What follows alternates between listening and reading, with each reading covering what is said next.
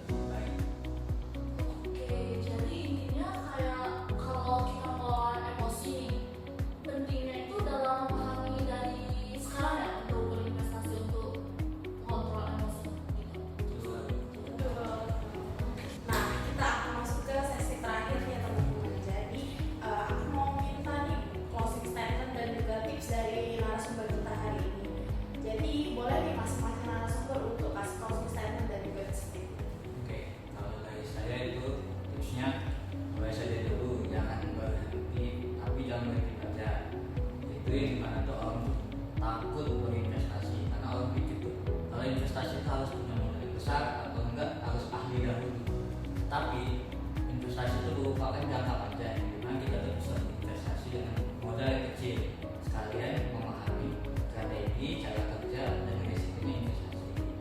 Dan yang paling penting itu adalah paham cara kerjanya, paham risikonya, jangan mudah didorong oleh emosi, dan yang paling penting jangan bohong. Kalau saya itu adalah fokus ke tujuan jangka panjang, jangan tergoda dengan keuntungan yang secara instan. Soalnya investasi itu pasti ada risikonya. Yang fokus yang kita dahulukan adalah dana pendidikan, kebutuhan lainnya, dan juga mungkin itu sih. Jadi itu mungkin menurut saya itu kalau memahami resiko itu sama pentingnya dan kita mencari keuntungan sebelum berinvestasi. Kita harus tahu dulu nih apa produknya, bagaimana kerjanya, dan apa sih konsekuensinya. Jangan mudah tergiur dengan iming-iming profit yang tinggi dalam investasi. Jadi investor yang baik itu bukan dia yang selalu dapat keuntungan, tapi juga yang mampu mengelola risiko dengan baik dan bijak. Dan satu lagi itu jangan mudah terpengaruh sama tren-tren yang beredar, karena tren-tren yang beredar itu memberikan informasi belum tentu sesuai dengan kondisi kita dan kebutuhan kita untuk investasi. Jadi untuk kita tuh harus melakukan riset sendiri agar kita tuh bisa menyesuaikan investasi yang sesuai kebutuhan kita. Jadi kita tuh harus memilih investasi itu sesuai kebutuhan finansial dan kita bisa mengurangkan risiko kita dalam investasi tersebut. Jadi baik, dari diskusi kita hari ini kita bisa belajar bahwa menjadi investor itu bukan hanya mencari keuntungan, akan tetapi juga soal mengatur emosi dalam memahami yang baik. Investasi dapat menjadi salah satu cara untuk membantu mencapai tujuan keuangan di masa yang akan datang. Betul banget ya teman-teman. Jadi buat teman-teman nih yang mau berinvestasi atau baru mau mulai nih untuk investasi, make sure kalian itu punya bekal atau pengetahuan yang dalam tentang investasi itu, karena kalau kalian nggak punya informasi lebih tentang hal tersebut, kalian pasti akan terburu-buru dalam mengambil keputusan. Jadi kalian bisa mulai nih dari hal-hal kecil, jadi kalian bisa belajar secara bertahap dan juga lebih ke tetap disiplin untuk dalam mengatur hal keuangan.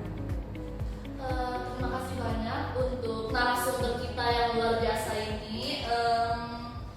Semoga pembahasan kita bisa menambah wawasan bagi teman-teman semua, terus tentang pentingnya investasi yang cerdas dan bertanggung jawab. Oke, dan thank you juga buat teman